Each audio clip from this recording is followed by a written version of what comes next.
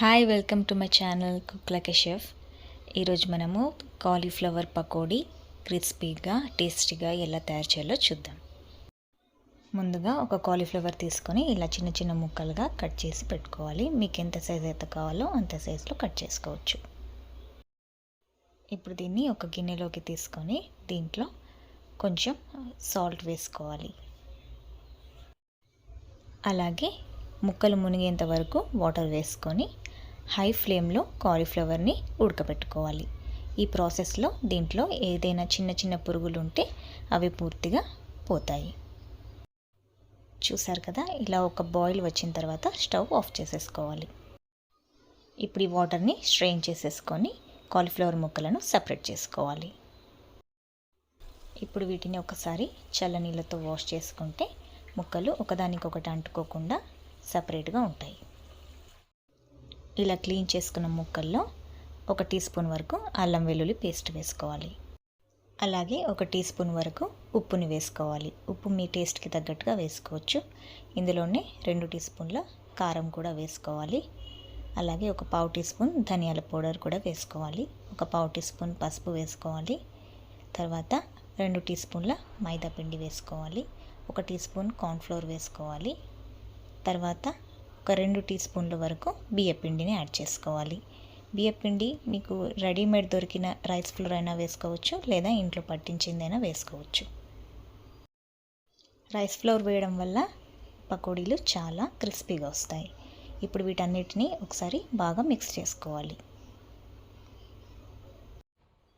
ఇప్పుడు దీంట్లో లైట్గా వాటర్తో చేయి తడుపుకుంటూ కలుపుకోవాలి. ఎందుకంటే ఇది పూర్తిగా డ్రైగా ఉంటుంది కాబట్టి కొంచెం కొంచెంగా వాటర్ తీసుకోవాలి. అలాగే వాటర్ ఎక్కువైనా సరే టేస్ట్ బాగుండదు కాబట్టి వాటర్ని చాలా తక్కువ క్వాంటిటీ తీసుకోవాలి. ఇలా ముక్కలకి పొడులన్నీ పట్టేలాగా మ్యారినేట్ చేసినట్టుగా కలుపుకోవాలి. ఈ పకోడీలు ఈవినింగ్ స్నాక్ లాగా కానీ లేదా పప్పుచారులోకి సైడ్ డిష్గా కానీ చేసుకోవచ్చు. చాలా చాలా టేస్టీగా ఉంటాయి. ఒకసారి మీరు తప్పకుండా ట్రై చేసి మీకు ఎలా వచ్చిందో నాకు కామెంట్ చేయండి. ముక్కలన్నిటినీ మ్యారినేట్ చేసుకున్నాం కదా, ఇప్పుడు దీన్ని పక్కన పెట్టేసుకొని స్టవ్ పైన ఒక ప్యాన్ పెట్టుకొని డీప్ ఫ్రైకి సరిపడా ఆయిల్ వేసుకొని ఆయిల్ వేడవగానే స్టవ్ని మీడియం ఫ్లేమ్లో పెట్టి కాలీఫ్లవర్ ముక్కలను ఒక్కొక్కటిగా సపరేట్గా వేసుకోవాలి.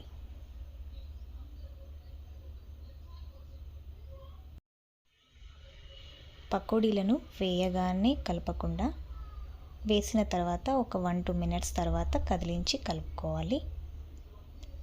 చూసారు కదా, ఇలా లైట్ గోల్డెన్ కలర్ వచ్చిన తర్వాత వీటిని ఒక ప్లేట్లోకి తీసేసుకోవాలి.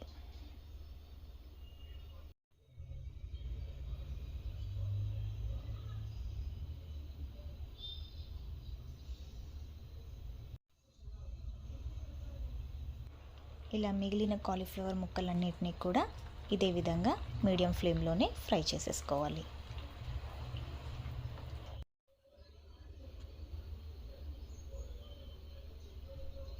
అంతే అండి, ఎంతో సింపుల్గా కాలీఫ్లవర్ పకోడీ రెడీ అయిపోయింది కదా. ఇప్పుడు వీటన్నిటిని ఒక సర్వింగ్ బౌల్లోకి తీసేసుకుందాం. మీకు ఈ కాలీఫ్లవర్ పకోడీ నచ్చిందా? నచ్చితే తప్పకుండా లైక్ చేయండి, నా వీడియోని షేర్ చేయండి, ఇంకా నా ఛానల్ని సబ్స్క్రైబ్ చేసుకోండి. Thank you for watching.